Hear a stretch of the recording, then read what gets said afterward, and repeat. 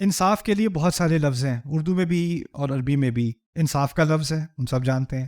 انصاف کو پہلے سمجھ لیں، انصاف آتا ہے نصف سے۔ نصف، نصف کیا ہوتا ہے؟ آدھا، آدھا میرا آدھا تیرا، یہ انصاف ہو گیا، ٹھیک ہے؟ اس کو انصاف کہتے ہیں، آدھا آدھا کر دینا۔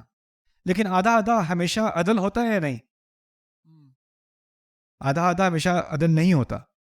اگر کسی کا زیادہ حق ہو اس کو زیادہ دینا چاہیے، کسی کا کم حق ہو اس کو کم دینا چاہیے۔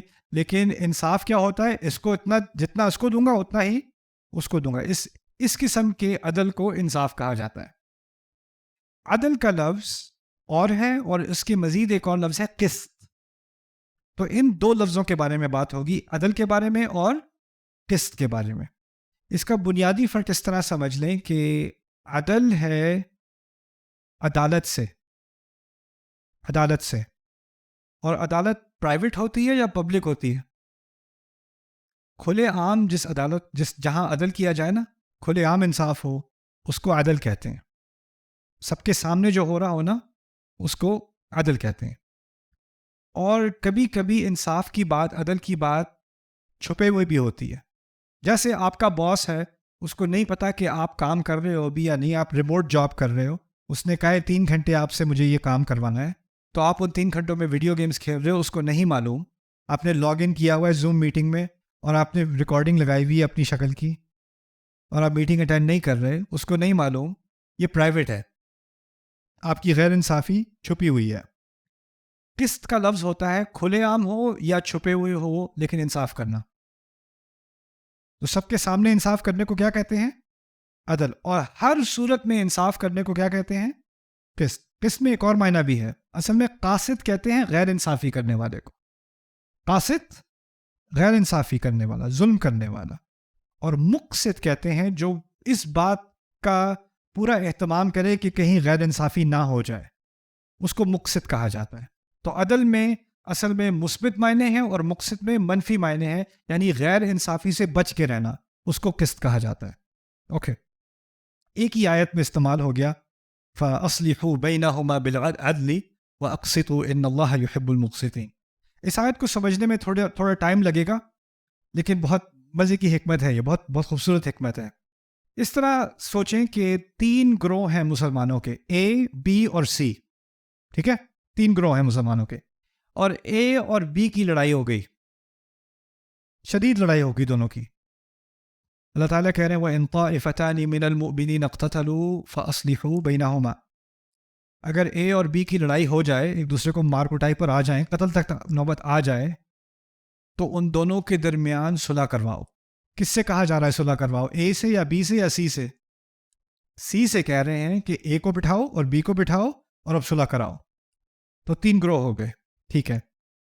اچھا، اب لڑائی ہوئی، سی نے کہا چلو آ جاؤ، بیٹھ جاؤ، ختم کرو یہ بات، تم سب مسلمان ہو، ہاتھ ملاؤ، نیگوشیشن کرو۔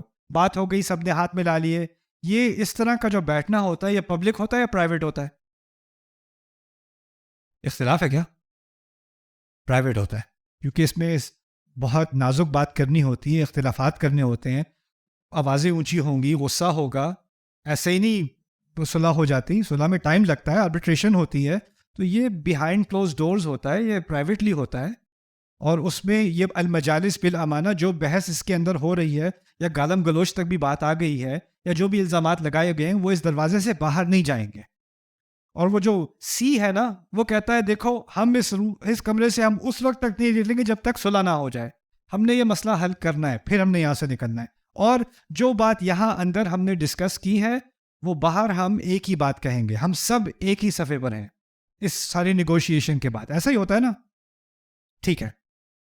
اچھا، اللہ تعالیٰ کہتے ہیں کہ صلح کروا دی دونوں کے درمیان، تو سی بڑا خوش کہ الحمدللہ میری کوشش سے اللہ تعالیٰ نے اس میں برکت ڈالی اور اے اور بی کی لڑائی ختم ہو گئی، ٹھیک ہے۔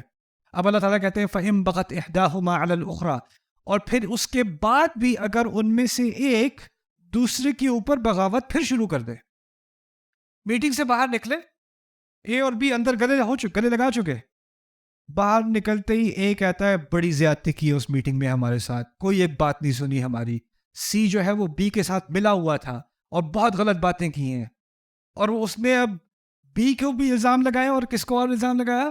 سی کو، اور نکل کے اس نے بی کو فوراً تھپڑ مارا منہ پہ، نہیں مانتا میں یہ عادت۔ اور سی حیران پریشان، یار اندر ابھی ہم نے بات کی تھی، سب چیزیں تم لوگ مان گئے تھے، یہ کیا ہو رہا ہے؟ فَيَنبَغَتْ إِحْدَاهُمَا عَلَى الْأُخْرَى، اب اللہ تعالیٰ نے حکم دیا، کہتے ہیں فَقَاتِلُوا الَّتِي تَبْغِي حَتَّى تَفِيءَ إِلَىٰ أَمْرِ اللَّهِ، جس نے بغاوت کی ہے، ہمارے الفابیٹ میں کس نے بغاوت کی تھی؟ اے نے، تو اب کہا بی اور سی مل کے اب لڑائی کرو، کس کے ساتھ؟ اے کے ساتھ، جب تک کہ وہ واپس اللہ کے حکم تک واپس نہ آ جائیں۔ لڑتے رہو جب تک وہ کہے اچھا چلو چلو چلو، اچھا ٹھیک ہے صلح کرتے ہیں، پھر سے کرتے ہیں، پھر سے کرتے ہیں، جب تک وہ سرنڈر نہ کریں اور صلح کے لیے تیار نہ ہو جائیں تب تک سب مل کے ان سے لڑو ان کے، قاتل التی تبغی۔ لیکن پہلی جو میٹنگ تھی نا، اس میں جو قراردار بنائی گئی، جس پہ سب نے سائن کیے یا جس پہ سب نے ہاتھ ملائے، اس کو پتہ کیا کہا گیا اللہ تعالیٰ کے کلام میں؟ امر اللہ، اللہ کا حکم۔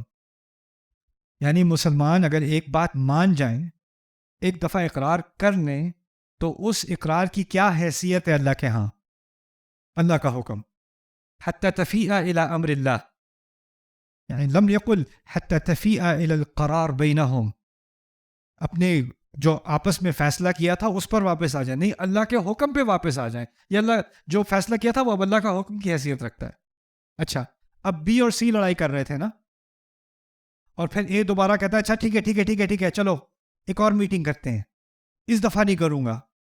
اب دوبارہ کمرے میں بیٹھ گئے، دوبارہ میٹنگ ہو رہی ہے، لیکن اب کچھ فرق ہے۔ اگر آپ سی ہو تو کیا آپ کے جذبات میں کوئی فرق ہے؟ کیا فرق ہے؟ آپ کو ابھی تھوڑا غصہ آیا ہوا ہے کس کے اوپر؟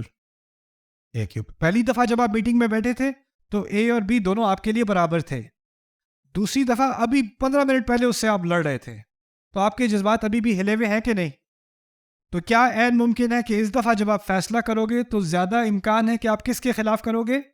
اے کے خلاف۔ اب اللہ تعالیٰ کی ہدایت سننا، کہتے ہیں فَقَاتِلُوا الَّتِي تَبْغِي حَتَّى تَفِيءَ إِلَىٰ أَمْرِ اللَّهِ فَإِنْ فَاءَتْ، اور اگر وہ واپس آ جائے دوبارہ کمرے کے اندر، فَأَصْلِحُوا بَيْنَهُمَا بِالْعَدْلِ، ان کے درمیان اب صلح کرنا عدل کے ساتھ، عدل کے ساتھ۔ شروع میں نے کہا تھا عدل اور قسط میں فرق ہے، کیا فرق ہے؟ عدل کیسے ہوتی ہے؟ کھلے عام ہوتی ہے۔ اس دفعہ دروازہ بند کر کے یہ میٹنگ نہیں ہوگی، اس دفعہ یہ میٹنگ یوٹیوب لائیو پہ ہوگی، اس دفعہ یہ براڈ کاسٹ ہوگی۔ کیوں؟ کیونکہ اس دفعہ جب ہوگی اور یہ باہر آ کر کہیں ہمارے ساتھ تو زیادتی ہوئی، یہ تو ہمارے خلاف تھے، ان کو ہم پہ غصہ تھا، یہ ہوا وہ ہوا، اب وہ سارے بہانوں کا دروازہ بند کیسے؟ کیونکہ اس دفعہ جب آپ کرو گے فیصلہ تو کھلے عام کرو گے، بالعدلی۔ لیکن کھلے عام فیصلہ کرنے کے باوجود کیا ممکن ہے کہ پھر بھی آپ کے دل میں ان کے خلاف کچھ رہے؟ جو کھلے عام تو سامنے نہ آئے لیکن خفیہ طور پہ سامنے آ جائے، پیچھے سے سامنے آئے، پیچھے سے اس کا کوئی ظہور ہو جائے۔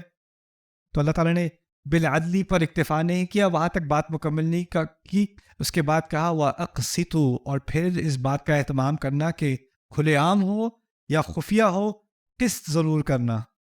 قسط کا کیا مطلب ہے؟ کھلے عام یا چھپا کر، یعنی اب کے بعد سے دل میں بات نہیں رکھنی، پیچھے پیچھے سے۔ سی کو تو غصہ ہے، اب سی اور بی بعد میں خفیہ میٹنگز کر رہے ہیں ایک کے خلاف، اب کیونکہ پرانا والا غصہ یہ قسط کے خلاف ہے۔ وَأَقْسِطُوا إِنَّ اللَّهَ يُحِبُّ الْمُقْسِطِينَ، اللہ تعالیٰ قسط کرنے والوں سے، نا انصافی سے بچنے والوں سے محبت کرتا ہے۔ کیا پیاری حکمت ہے، اور اتنی بڑی عظیم جوڈیشل حکمت بس 2 الفاظ کے اختلاف سے، عدل اور قسط۔ سبحان اللہ، سبحان اللہ۔ میں قرآن پڑھنے سے پہلے میں فلسفی پڑھتا تھا، میرا شوق تھا فلسفی پڑھنے کا، لیگل تھیوری پڑھتا تھا، کمپیریٹیو ریلیجن پڑھتا تھا، کمپیریٹیو لٹریچر پڑھتا تھا۔ جب میں نے قرآن تھوڑی سی عربی سیکھی اور پھر جو الفاظ کی دقت ہے نا، میں اس کورس میں مجھے زیادہ دلچسپی اس لیے بھی تھی، پہلے تو میں نے انگلش میں یہ کورس اس لیے کیا کہ انگلش میں ایسا کوئی مٹیریل تھا نہیں، قرآن کے ترجمے وغیرہ تو اویلیبل ہیں، اس کی کچھ کامنٹریز اویلیبل ہیں، لیکن اس طرح کا کام قرآن پر عربی زبان کے علاوہ اویلیبل نہیں ہے، عام طور پر اویلیبل نہیں ہے۔ اور پھر اب مجھے یہ موٹیویشن ہوئی کہ اردو میں بھی اس کام کو پیش کرنا چاہیے، کیونکہ ہمارے ہاں ماشاء اللہ تفاسیر تو بہت ہیں اور ان سے میں نے بہت فائدہ بھی اٹھایا ہے اردو تفاسیر سے، لیکن اردو تفاسیر اور عرب تفاسیر میں ایک بنیادی فرق ہے، اور جو فائدہ مجھے اردو تفاسیر میں ملتا ہے وہ عرب تفاسیر میں نہیں ملتا، اور جو فائدہ مجھے عرب تفاسیر میں ملتا ہے وہ اردو تفاسیر میں نہیں ملتا۔ اس کے بارے میں ایک کامنٹ آپ کو دے دوں، پھر آپ کو میں اگلی بریک دیتا ہوں۔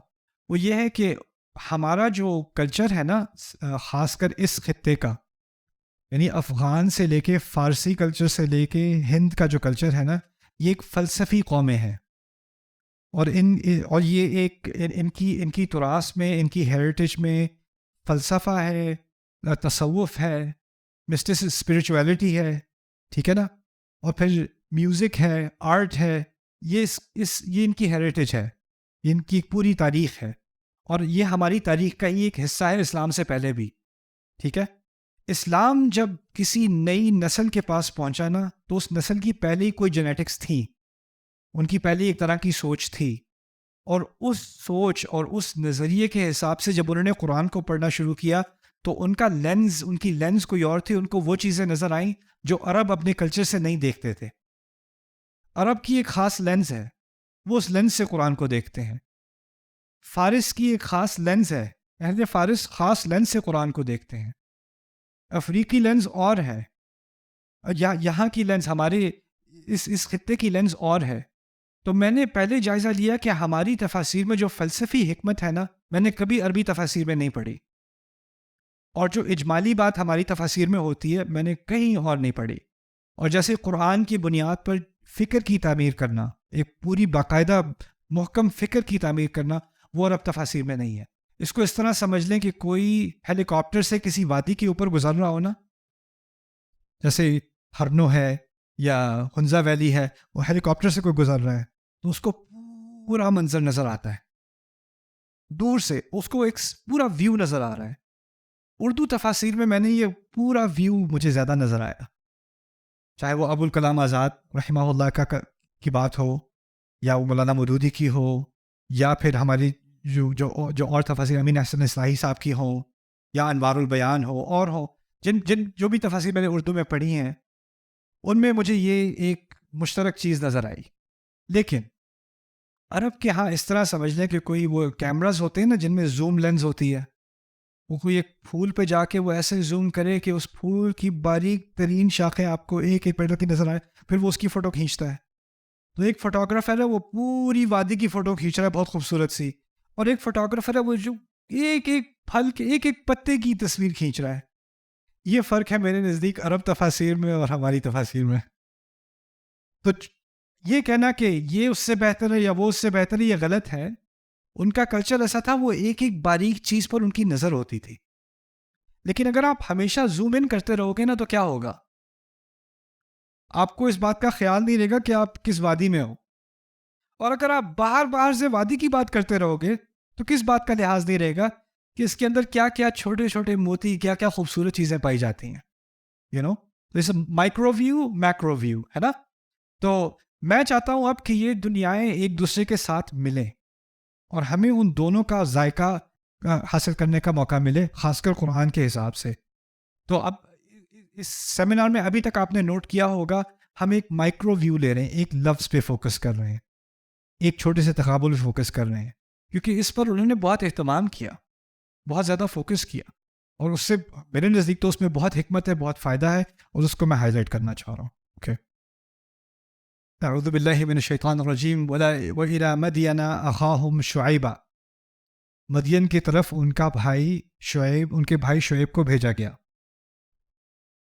کبھی کبھار قرآن نے انبیاء کے بارے میں جب ان کو ان کی قوم کی طرف بھیجا گیا تھا تو بھائی کا لفظ استعمال کیا ہے، اور سورۃ الشعراء میں خاص کر اذ قال لهم اخوهم نوح، جب نوح ان کے بھائی نے ان سے کہا، پھر اس کے بعد وَإِذْ قَالَ لَهُمْ أَخُوهُمْ ہود، ان کے بھائی ہود نے ان سے کہا، اذ قال لهم اخوهم صالح، ان کے بھائی صالح نے ان سے کہا، اذ قال لهم اخوهم لوط، ان کے بھائی لوط نے ان سے کہا۔ سورۃ الشعراء میں بار بار بھائی بھائی بھائی اور بھائی کا ذکر ہے، لیکن شعیب کے بارے میں کہا اذ قال لهم شعیب۔ جب شعیب نے ان سے کہا، کیا چیز نکال دی؟ بھائی کا ذکر نکال دیا۔ عجیب بات یہ ہے کہ شعیب علیہ السلام کو 2 قوموں کی طرف بھیجا گیا تھا، ایک ہے مدین اور ایک ہے اصحاب الایکہ، اور مدین کی قوم سے وہ تھے لیکن اصحاب الایکہ سے وہ نہیں تھے۔ تو ایک مقام پر اور مقام پر شروع میں آپ دیکھیں گے سورۃ الاعراف میں، ہود میں، عنکبوت میں، اللہ تعالیٰ کہہ رہے ہیں ہم نے ان کو مدین کو ان کے بھائی شعیب سے، اور مدین کی طرف ان کا بھائی شعیب بھیجا، الی مدین اخاہم شعیبا۔ لیکن جہاں ایک مقام پر اصحاب الایکہ کا ذکر آیا، کیونکہ وہ اوریجنلی اصحاب الایکہ سے نہیں ہیں، تو وہاں باریک دقت الاستعمال، وہاں سے اخوہم نکال کے اذ قال لهم شعیب الا تتقون۔ یہ چیزیں لگتی تو بہت آسان سی آبزرویشنز ہیں، لیکن اگر آپ سوچیں ذرا کہ بار بار میں اس کو دہراتا ہوں کیونکہ اس کو ذہن میں رکھنا مشکل ہو جاتا ہے۔ قرآن ہمارے لیے کتاب ہے، لیکن جب قرآن نازل ہوا تھا تو وہ کتاب نہیں تھا، کلام تھا۔ اور کلام کے بارے میں کچھ چیزیں میں نے شروع میں مجھے کہنی چاہیے تھی، میں کہہ نہیں سکا، ابھی میں آپ کے سامنے پیش کر دوں تاکہ ان چیزوں کا آپ کو احساس ہو کہ ہم کیا چیز سیکھ رہے ہیں۔ ابھی بات کرنے میں اور کتاب لکھنے میں، بات کرنے میں اور لکھنے میں بہت فرق ہے۔ لکھنے میں انسان کو سوچ کے ایک جملہ پورا مرتب کرنا ہوتا ہے، اور مرتب کرنے کے بعد وہ یہ بھی سوچ سکتا ہے کہ یہ لفظ صحیح نہیں، اس کی جگہ میں کوئی اور لفظ لکھ دوں۔ یا ہو سکتا ہے آپ نے ایک پورا پیراگراف لکھا، پورا مضمون لکھا، اور بعد میں دوبارہ اس کو پڑھا اور خیال آیا کہ 1-2 جملے ایک ہی بات کر رہے ہیں، ان کو میں جمع کر کے مختصر تر انداز میں ان کو ایک ہی بنا دوں۔ پھر آپ کو خیال آیا کہ میں نے یہ تیسری بات کہی تھی، اس کو دوسرا ہونا چاہیے، دوسری بات کو تیسرا ہونا چاہیے، تھوڑا ایڈیٹنگ کر دوں اس کی۔ ہوتا ہے کہ نہیں؟ اس چیز کو انگلش میں ہم کہتے ہیں ایڈیٹوریل پروسیس، پروف ریڈنگ، یہی ہوتی ہے نا؟ آپ کچھ لکھ رہے ہو، پھر آپ اس کو ایڈٹ کر رہے ہو، فکس کر رہے ہو۔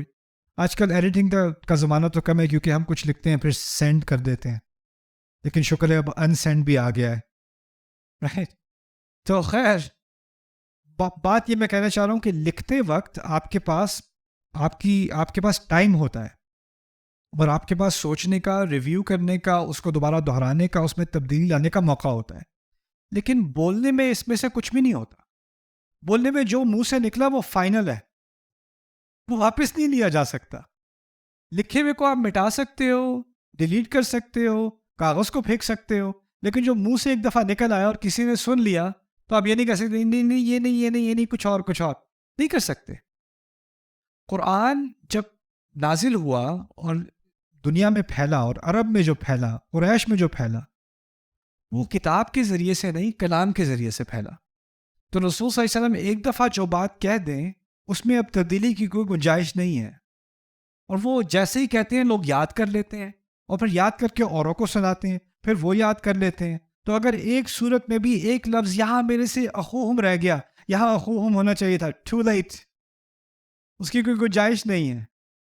اور اب ہم 1500 سال بعد وہی اسی کلام کو، جو کلام تھا، اس کو ہم کتابی شکل میں دیکھ کے اب ہم ایک ایک باریک لفظ کی دقت کے بارے میں بحث کرنے کہ یہ لفظ یہاں پر ہے اور یہ لفظ یہاں پر ایسے ہے، تو حیرانگی ہوتی ہے کہ انسان کی صلاحیت میں جو بات کرنا ہوتا ہے نا، اس میں اتنے لیول کا لحاظ رکھنا کہ یہاں پر یہ لفظ ہونا چاہیے، یہاں پر یہ لفظ ہونا چاہیے، یہ ہمارے لیے ممکن نہیں ہے۔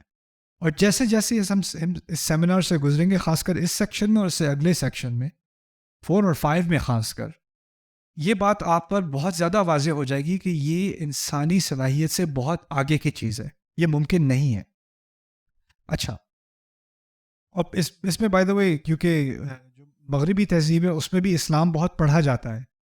یونیورسٹیز میں، ہارورڈ میں اسلام پڑھا جاتا ہے، بoston میں پڑھا جا رہا ہے، یونیورسٹی آف شکاگو میں پڑھا جا رہا ہے، آکسفورڈ میں اسلام پہ PhD ہوتی ہے۔ مستشرقین انہیں کہتے ہیں، اورینٹلسٹ نا، تو وہ ایمان کے نقطۂ نظر سے اسلام کو نہیں پڑھتے، ان کا وہ خدا کو نہیں مانتے، کیونکہ وہ PhD تھیسس کر رہے ہیں، تو ان کا نظریہ یہ ہوتا ہے کہ یہ ایک تاریخی فنامنا ہے اور اس کو ہم کسی طرح سے بیان کریں کہ یہ کیسے ہوا، اسلام، قرآن کیا ہے، کہاں سے آیا۔ تو مختلف قسم کے وہ تھیسس پیش کرتے ہیں۔ ان میں سے کوئی کہتا ہے کہ قرآن جو ہے یہ بہت سارے لوگوں نے مل کر اس کو جمع کر کے اور اس کو ایک کتابی شکل دی، وہ ایک اس میں پورا وہ پی ایچ ڈی تھیسس لکھ دے گا، اس کو ڈگری بھی مل جائے گی. کوئی اور آ کے کہے گا کہ یہ بعد میں جو ہے یہ ڈیولپ ہوا اور اس میں شروع میں یہ صورتیں نہیں تھیں، بعد میں یہ صورتیں آ گئیں، اور اس پہ وہ پوری پی ایچ ڈی تھیسس لکھ دے گا. تو یہ کیونکہ ان کے ذہن میں یہ بات آ ہی نہیں سکتی کہ کوئی چیز جو یاد کی گئی تھی وہ ویسی ہی رہے جیسے پہلے تھی. اور یہ ان کے ذہن میں اس لیے نہیں ہے کہ اگر فرض کریں، میں اس گیم کو امریکہ میں ٹیلی فون کہتے ہیں، اگر میں آپ کے کان میں چپکے سے کچھ کہہ دوں اور میں آپ سے کہوں آپ چپکے سے ان کے کان میں کہہ دیں، اور آپ ان کے کان میں کہہ دیں، اور آپ ان کے کان میں کہہ دیں، اور اس طرح ہم پورے کراؤڈ سے گزر کے آخری بندے سے میں پوچھوں بھئی کیا کہا تھا، تو کیا ہونا ہے؟ میں نے بچوں کے ساتھ کئی دفعہ یہ ایکسپیریمنٹ کیا ہے. میں نے ایک پہلے بچے سے کہا تھا باب پنچڈ جو، باب نے جو کو مکہ مارا. اس نے دوسرے کے کان میں، تیسرے کے کان میں، چوتھے کے کان میں. جب 50ویں بچے تک پہنچے میں نے پوچھا کیا کہا تھا، کہتا ہے صلی اللہ علیہ وسلم.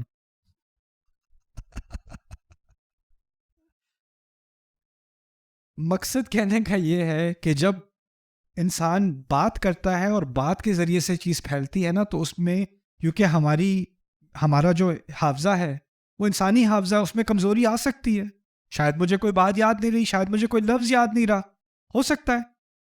تو اس میں غلطی کا امکان زیادہ ہے. اگر کوئی چیز لکھ لے، وہ لکھی ہوئی چیز مجھے مل جائے، تو اس میں جو پرانی اصل بات تھی اس کا ریکارڈ زیادہ قابل قبول ہے، وہ زیادہ ریلائبل ہے، قابل اعتماد ہے، کیونکہ وہ لکھا ہوا ہے. اور جو بات زبانی کہی گئی ہے وہ قابل اعتماد کم ہے. اور ہمارا جو دین ہے، قرآن خاص کر، اس کی اصل میں کتابت نہیں ہے. ٹھیک ہے، وہ مرتب ہوا ہے کتابی شکل میں اور اس کو جمع کیا گیا اور مصحف بنائی گئی، لیکن مصحف تو ایک آدھ تھی، یا پورے ایک گاؤں میں، پورے ایک شہر میں ایک آدھ مصحف آپ کو ملے گی. لیکن ہزاروں کی تعداد میں صحابہ قرآن کو یاد کر چکے، اوروں کو یاد کرا رہے ہیں، پھر وہ اور یاد کرا رہے ہیں. ان ساروں کے پاس مصحف نہیں ہے، قرآن کی ایک کاپی نہیں ہے ان کے پاس، وہ دل سے یاد کر رہے ہیں، اور وہ پھیل رہا ہے اور پھیل رہا ہے اور پھیل رہا ہے اور پھیل رہا ہے. جو چیز زبانی یاد کر کے پھیلائی جاتی ہے، اس میں تغییر کا اور اس میں حافظے کی کمزوری کی وجہ سے اونچ نیچ کا امکان زیادہ ہے یا کم ہے؟ زیادہ ہے. اور جتنا وہ پھیلے گا کتنا امکان ہے کہ اور تغییرات ہوں گی. اور یعنی ان کے پاس اس صورت میں یہ لفظ تھا یا یہ لفظ تھا، یہ صورت پہلی تھی یا یہ صورت بعد میں تھی، یہ یاد یہاں پہ تھی وہاں پہ تھی. اس کا امکان بڑھتا چلا جائے گا، جتنے اور لوگ حفظ کریں گے اتنا ہی اس کا امکان بڑھتا چلا جائے گا. اور یہی مغربی ذہن کا ایک خاکہ ہے کہ تاریخ جو ہے نا، جو ریلائبل تاریخ ہے، جس تاریخ پہ ہم اعتماد کر سکتے ہیں کہ یہ واقعی اس وقت کی چیز ہے، وہ لکھی ہونی چاہیے. کیونکہ انسان کے محافظے کا اس کے کا کوئی اعتبار نہیں. یہ ان کی ذہنیت ہے. اب انہوں نے سائنس کا بھی اس میں استعمال کرنا شروع کر دیا ہے. ہو سکتا ہے ان کو پرانا کوئی نسخہ مل جائے قرآن کا، یا جیسے وہ یمن میں ان کو ایک ملا، تو انہوں نے اس کی وہ کاربن ڈیٹنگ کرتے ہیں، یعنی اینالائز کرتے ہیں کہ یہ کس سال کا ہے، کتنا پرانا ہے. یہ اس کی کیمیائی اس کا انالیسس کر کے وہ نکال لیتے ہیں یہ 8 صدی پرانا ہے، یا 12 صدی پرانا ہے، یا 1000 سال پرانا ہے. وہ اس کو اب اس کا تجزیہ وہ کر سکتے ہیں. اس کی وجہ سے اب جب وہ قرآن کے پاس آتے ہیں تو یہ کہتے ہیں یہ تو اس کے جو نسخے ہمیں ملتے ہیں، وہ تو مجھے ایک نسخہ کہیں یمن میں کسی پتھر کے نیچے مل گیا، کوئی پرانا، کوئی وہاں پہ مل گیا، کوئی وہاں پہ مل گیا، لیکن اصل کیا ہوگا کوئی نہیں کہہ سکتا. میرے ذہن میں یہ جو سوال تھا، میں نے بہت سارے مستشرقین سے پوچھا، کسی کے پاس اس کا جواب نہیں ہے. آپ کے نظریے کے مطابق تو 1 سال کے اندر ہی لاکھوں قرآن ہونے چاہیے تھے. ایک نہیں، لاکھوں. کیونکہ اگر لاکھوں لوگوں نے یاد کیا ہے اور ہر ایک کے حفظ میں کوئی نہ کوئی ادھر ادھر خلل ہے، تو اس کو کچھ اور یاد ہوگا، اس کو کچھ اور یاد ہوگا. اور اس وقت تو ایسے نہیں، ہم سمجھتے نا خلافت کی حکومت جو ہے اس کا بڑا کنٹرول تھا. ایسے تھوڑی ہے کہ وہ فون اٹھایا اور کہا ہے اس نے کیا یاد کیا ہے، یا کیمرہ آن کرو. وہ تو ہزاروں میل کے فاصلے پر ہیں، وہ کیسے کنٹرول کر سکتے ہیں کون کس کو کیا سکھا رہا ہے. یہ تو اب ایک قدرتی طور پہ قرآن جلدی پھیل رہا ہے. ایک کتاب کا لکھنا بھی اس زمانے میں کتنے درخت کاٹنے پڑیں گے، درختوں سے کتنی دیر لگے گی اس کو کاغذ بنانے میں، پھر کتنی دیر لگے گی سیاہی، اور کتنے صلاحیت رکھتے ہیں لکھنے میں. پرنٹنگ میں اتنی دیر لگتی ہے، لکھنے میں کتنی دیر لگے گی، اور اس سے کہیں تیزی سے قرآن زبانی پھیل رہا ہے نا. اور اب وہ زمانہ، اور اب 1500 سال ہو گیا. اس وقت تک تو قرآن کی کروڑوں کاپیاں ہونی چاہیے تھیں جن میں ہر ایک میں فرق ہو ان کے نظریے کے مطابق. اور پھر سوال یہ پیدا ہوتا ہے، میں نے یہ بات میں ٹیکسس میں کی تھی، میں ٹیکسس میں تھا تو کچھ عیسائی حضرات بھی آئے ہوئے تھے، تو میں نے کہا ایسا کرتے ہیں، ایک ایکسپیریمنٹ کرتے ہیں. ایک ایکسپیریمنٹ یہ کرتے ہیں کہ اگر فرض کریں کہ انٹرنیٹ ختم، لائبریریز تمام کی تمام بند، کسی کتاب کا کسی کو ایکسیس نہیں ہے، سب غائب، اور اب میں یہاں اس شہر کے رہنے والوں سے کہوں آپ بائبل کو دوبارہ سے ریپروڈیوس کریں، اس شہر کے رہنے والوں، چلیں تھوڑی آسان کر دیتا ہوں آپ کے لیے، میں پورے امریکہ کے خطے کو جمع کر کے کہتا ہوں آپ پورے امریکہ کے سارے شہروں کو لے لیں، سارے اسٹیٹس کو لے لیں، چلیں کینیڈا کو بھی جمع کر لیں، میکسیکو کو بھی جمع کر لیں، آپ پوری بائبل کو دوبارہ ریپروڈیوس کریں. اور پھر میں ایک اور چیلنج دیتا ہوں، جو یونائٹڈ اسٹیٹس کانسٹیٹیوشن ہے نا، اس کو بھی اب دوبارہ لفظ بہ لفظ ریپروڈیوس کریں. اور میں کہتا ہوں مجھے سینکڑوں میل نہیں چاہیے، مجھے 1 میل کا فاصلہ چاہیے، آدھا میل کر لیں، چلیں ربع میل کر لیں، اس مسجد کا ربع میل. اور ہمارا پروجیکٹ یہ ہے، ہم نے قرآن کو دوبارہ ریپروڈیوس کرنا ہے. آپ اندازہ لگا سکتے ہیں کہ اللہ تعالیٰ نے کیسے اس قرآن کی حفاظت کی ہے. سبحان اللہ، العجیب من القرآن. اسی لیے قرآن نے جب کہا نا کہ قرآن کی حفاظت کی گئی ہے، تو لفظ استعمال ہوا ہے انا نحن نزلنا الذکر. الکتاب نہیں کہا، الذکر کہا. الذکر کیا ہے؟ یاد دہانی.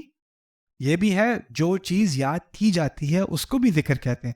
المذکور بھی ذکر ہے، المذکر بھی ذکر ہے، مصدر میں وہ ساری چیزیں شامل ہو جاتی ہیں. تو قرآن کی اصل حفاظت اس کے حفظ کے ذریعے سے کی گئی. اور یہی بات اور عجیب ہو جاتی ہے کہ جو چیز بولی جاتی ہے اور جو چیز لکھی جاتی ہے اس میں ہمیشہ زمین آسمان کا فرق ہوتا ہے. اگر کوئی یہ ریکارڈنگ میری لے کے اس کو کتابی شکل میں ڈالنے کی کوشش کرے تو اس میں بہت بھونڈی اردو ہوگی، اس کو بہت فکس کرنا پڑے گا. جگہ جگہ میں نے بات دہرائی ہے، کبھی آدھا جملہ چھوڑ دیا، کبھی یہ کہہ دیا، کبھی وہ کہہ دیا، وہ سب تو نکالنا پڑے گا نا آپ کو. قرآن نے ایک دفعہ ایک بات کہہ دی اور پچھلی مثال میں نے کہا اخوہم یہاں نکال دیا، وہاں ڈال دیا. کیسے ممکن ہے؟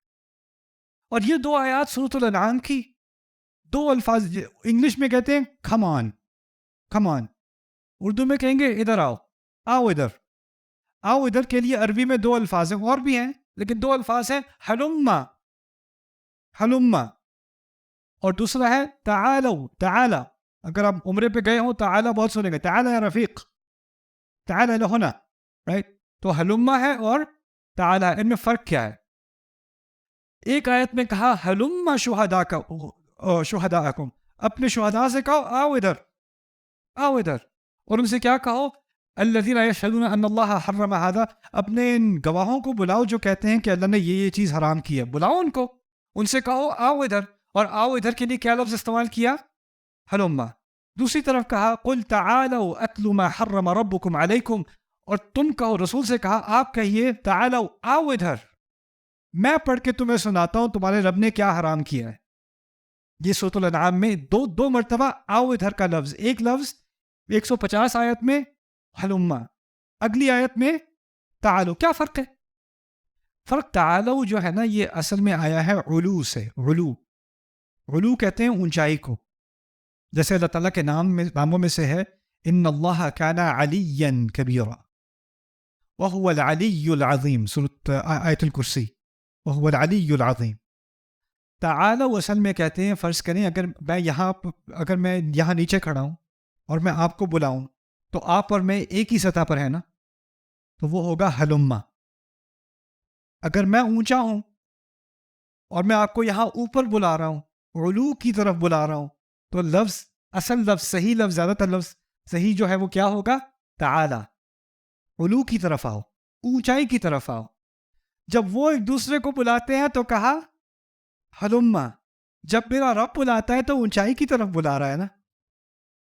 میرے رب کا کلام، میرے رب کی ہدایت وہ اونچائی بھی پر ہے نا، ان سب کی باتوں سے اونچی ہے نا.